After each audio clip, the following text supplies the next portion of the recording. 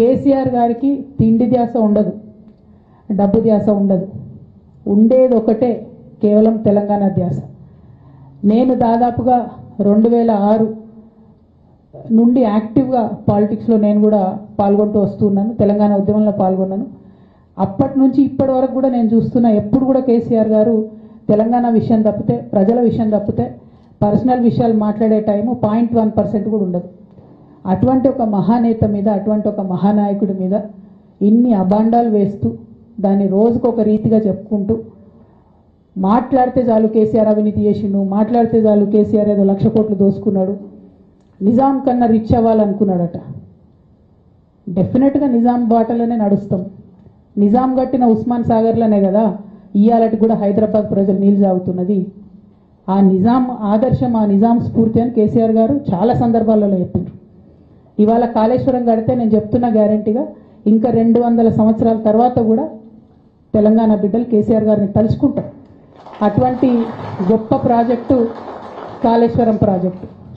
ఆ project depth అర్థం కాక, తెలంగాణ భౌగోళిక స్వరూపం మీకు అర్థం కాక, మీకు తెలంగాణ పట్ల అవగాహన లేక, కేసీఆర్ గారికి ఉన్న నాలెడ్జ్, ఆయన ఎక్స్పీరియన్స్, ఆయన ఉమ్మడి ఆంధ్రప్రదేశ్లో ఆయన అనుభవించినటువంటి వివక్ష, ఇప్పుడున్న ముఖ్యమంత్రి గారు ఉమ్మడి ఆంధ్రప్రదేశ్లో కూడా మనకు వ్యతిరేకంగా పనిచేసినటువంటి వ్యక్తి, ఇప్పటికి కూడా పక్క రాష్ట్రం ఎజెండా అమలు చేసేటటువంటి వ్యక్తి, ఇప్పటికి కూడా అక్కడ బనకచెర్ల కడతా ఉంటే మాట్లాడినటువంటి వ్యక్తి. అటువంటి వ్యక్తి నిన్న పొద్దు నుండి సాయంత్రం వరకు అసెంబ్లీలో కోసం వస్తుంది కేసీఆర్ గారికి అవినీతి మరక ఎవరి వల్ల అంటింది అలా, అది ఆలోచన చేసుకోవాలి కదా మనం కూడా. కొంతమంది కేసీఆర్ గారి పక్కన ఉన్నటువంటి వాళ్ళు కేసీఆర్ గారి పేరు చెప్పుకొని అనేక రకాలుగా లబ్ధి పొంది, వారు చేసినటువంటి అనేక చెత్త పనుల వల్ల ఇవాళ కేసీఆర్ గారి పేరు బద్నామయ్యే పరిస్థితి వచ్చింది. అయినా మళ్ళీ వాళ్ళనే మోస్తాం, అయినా మళ్ళీ వాళ్ళని ముందుకు తీసుకెళ్తామని అనుకుంటే పార్టీ ఎట్లా ముందటికి పోతుంది? ఒక బిడ్డగా నిజంగా నేను బాధపడతాను. ఇవాళ 5 సంవత్సరాలు ఇరిగేషన్ మంత్రిగా చేసినటువంటి హరీష్ రావు గారిది మేజర్ పాత్ర లేదా దీంట్లో? అందుకే కదా కేసీఆర్ గారు వారిని సెకండ్ టర్మ్లో తప్పించిండ్రు. ఈ మొత్తం కాళేశ్వరం ఎపిసోడ్లో కేసీఆర్ గారికి మరక అంటిందంటే 2-3 వ్యక్తులు కారణం. మాజీ రాజ్యసభ సభ్యుడు ఒకలైతే, హరీష్ రావు గారు ఒకలైతే, మేఘా కృష్ణారెడ్డి గారు ఇంకోటి, మేఘానో బోగానో ఏదో, ఈ పెద్ద పెద్ద కాంట్రాక్టర్లు అందరితో కుమ్మక్కై కేసీఆర్ గారు ప్రజల కోసం ఆలోచన చేస్తే, నీళ్ళ కోసం ఆలోచన చేస్తే, వీళ్ళు సొంత వనరుల కోసం, డెవలప్మెంట్ కోసం, ఆస్తులు పెంచుకోవడం కోసం ఆలోచన చేసి ఇవాళ మీ వల్ల రేవంత్ రెడ్డి లాంటి వ్యక్తి, తెలంగాణ ఉద్యమానికి సంబంధం లేని వ్యక్తి, కేసీఆర్ గారి కాలి గోటికి సరిపోని వ్యక్తి, ఆయన నిలబడి కేసీఆర్ గారిని చేయెత్తి చూపించి కేసీఆర్ గారి మీద సిబిఐ ఇవాళ నేను వేస్తా అని చెప్తున్నాడంటే, కేసీఆర్ గారు హిమాలయ పర్వతం అంత ఎత్తు లాంటి పర్సనాలిటీ ఆయనది. ఆయనను చేయబెట్టి చూపించి అవినీతి అని అంటే నిజంగా చాలా బాధ అవుతూ ఉన్నది. ఎందుకంటే నా పెళ్ళి చేయడానికి కూడా ఇబ్బంది పడ్డటువంటి వ్యక్తి ఆయన. రాజకీయాలలో 40-50 ఏళ్ళు ఉంటే కూడా ఆస్తులు సంపాదించుకోలే కేసీఆర్ గారు. అనేక మంది వాళ్ళు మాట్లాడుతుంటారు, చాలా మాటలు మాట్లాడుతుంటారు, కానీ నాకు తెలుసు, నేను దగ్గరుండి ఆర్థిక పరిస్థితి చూసిన కాబట్టి ఎన్నడూ ఆయనకు ఆశ లేదు. అటువంటి మనిషిని పట్టుకొని సిబిఐ ఎంక్వైరీ ఇస్తాం, ఇదేస్తాం, అదేస్తాం. ఎవరు కారణం దీనికి అంతటికి?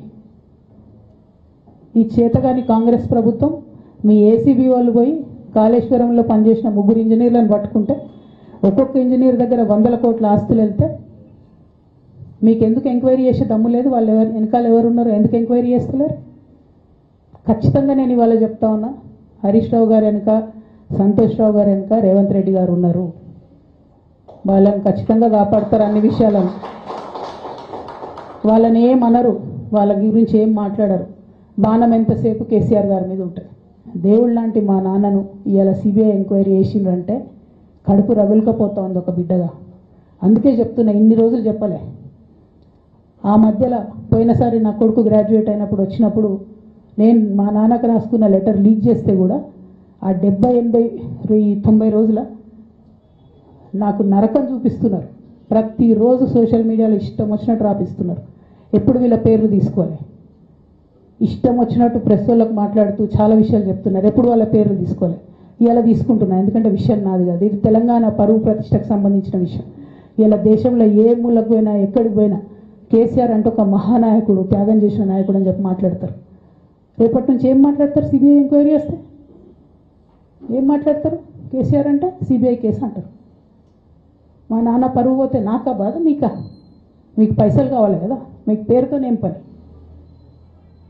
ఇంకా కూడా ఈ విషయాలు అర్థం చేసుకోకుండా, ఇంకా కూడా ఇటువంటి వ్యక్తుల్ని దూరం పెట్టుకోకుండా ఉంటే ఇక కేసీఆర్ గారి మీద సిబిఐ కేసు వేసేటటువంటి స్థాయికి వచ్చినాక ఏం పార్టీ ఉంటేంది పోతే.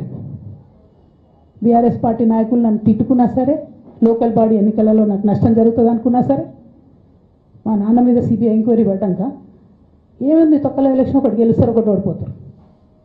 అసలు ఓడిపోయే పరిస్థితి ఎట్లా వచ్చింది? ఇటువంటి దుర్మార్గుల వల్ల కాదా వచ్చింది? ఆలోచన చేసుకోవాలి కదా. అంటే నా దగ్గర పైసలు ఉన్నాయి, టీవీలు ఉన్నాయి, సోషల్ మీడియాలు ఉన్నాయి, ఏటు పడితే అటు మాట్లాడతామంటే తోలు తీస్తాం చెప్తున్నా నేను. గీత గీసుకుంటాం బిడ్డ. మీరు ఒక్క కమెంట్ పెడితే మేము 10 చేస్తాం.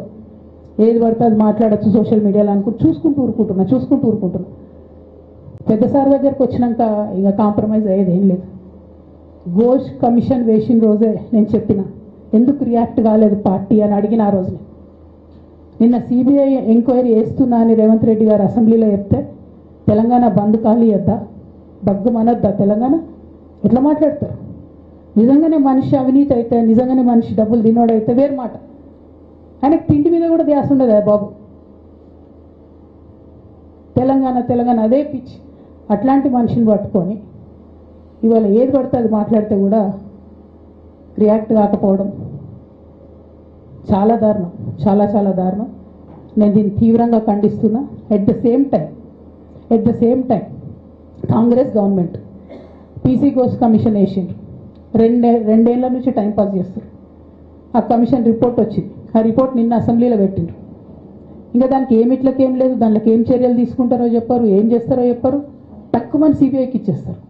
అంటే ఇది ప్రీమెడిటేటెడ్, ఖచ్చితంగా కేసీఆర్ గారి ప్రతిష్ట దెబ్బతీయాలనేటటువంటి ప్రీమెడిటేటెడ్ అటాక్ తప్పితే ఇంకోటి కాదు. బీసీల విషయంలో ఎంతగా మోసం చేస్తున్నారు. ఫస్ట్ ఏమో బిల్లు పెడతారు, మేమందరం బిల్లు పెడితే టైంపాస్ చేసి 1.5 year తర్వాత బిల్లు పెట్టిండ్రు. బిల్లు పెడితే కనీసం గవర్నర్ దగ్గర పోరు, కనీసం రాష్ట్రపతి దగ్గర పోరు, ప్రధానమంత్రి దగ్గర పోరు. గవర్నర్ పెండింగ్ పెట్టుకుంటే ఎందుకు సుప్రీంకోర్టు పోతలేరు? ఇంకా కూడా మళ్ళీ ఛాలెంజ్ చేసి అడుగుతా ఉన్నాను నేను, ఎందుకు సుప్రీంకోర్టు పోతలేరు? మీరు సెప్టెంబర్ 30 లోపల ఎన్నికలు చేస్తామని చెప్పిండ్రు. సెప్టెంబర్ 30 లోపల సుప్రీంకోర్టుకి పోండి. డీమ్ టు బి అప్రూవ్డ్ అనుకుంటే ఇదే ఎలక్షన్లో బెనిఫిట్ అవుతుంది కదా బీసీలకు. ఆ తర్వాత ఇంకొక ఆర్డినెన్స్ తెచ్చిరు, అది పెండింగ్ ఉంది గవర్నర్ దగ్గర. కనీసం దాని మీద సుప్రీంకోర్టు పోండి. దాని మీద కూడా పోతలేరు. మళ్ళీ నిన్న కొత్త కథ, 50% స్లాబ్ ఎత్తేస్తామట. కామెడీ రోజుకి. ఏంది ఇది? ఎందుకోసం అంటే ఇదంతా బీహార్లో ఎన్నికలు అవుతున్నాయి. వాళ్ళ రాహుల్ గాంధీ గారి పిఆర్ యాక్టివిటీకి రోజు ముచ్చడి చెప్పాలి ఆయన. ఇక్కడ వీళ్ళు నిన్న 50% క్యాప్ ఎత్తేస్తున్నామని కొత్త కథ చెప్పిండ్రు. మీరు చూడండి రేపెల్లుండి నుంచి రాహుల్ గాంధీ బీహార్లో ఏం మాట్లాడతాడు. హమ్నే 50% సిప్ తోడది అంటాడు ఆయన బీహార్ ఎన్నికలలో. ఆయన అక్కడ చెప్పుకోవాలి కాబట్టి పిఆర్ యాక్టివిటీ కోసం వీళ్ళు ఇక్కడ చేస్తున్నారు తప్పితే, బీహార్ ఎన్నికల కోసం తెలంగాణ బీసీ బిడ్డలను బలిపెడుతున్నారు రేవంత్ రెడ్డి గారు తప్పితే, నిజంగా చిత్తశుద్ధితో బీసీలకు ఏదైనా బెనిఫిట్ చేద్దామనే ఉద్దేశమే మీకు లేదు. అటువంటి ఉద్దేశం మీకు ఉంటే మీ వైఖరి ఇట్లా ఉండదు. కేవలం కాంగ్రెస్ పార్టీ బీసీలను నయవంచన చేస్తున్నది. మీరు ఇట్లనే చేస్తుంటే బీహార్ ఎన్నికలు వస్తే మేము తెలంగాణ జాగృతి మొత్తం పోయి బీహార్లో మీకు వ్యతిరేకంగా ప్రచారం చేస్తాం. తెలంగాణ బీసీలను మీరు మోసం చేసిరని చెప్పి అక్కడికి పోయి కూడా మీకు ప్రచారం చేస్తాం. మీ యొక్క బండారం కూడా బయట పెడతామని ఈ సందర్భంగా నేను తెలియజేస్తాను.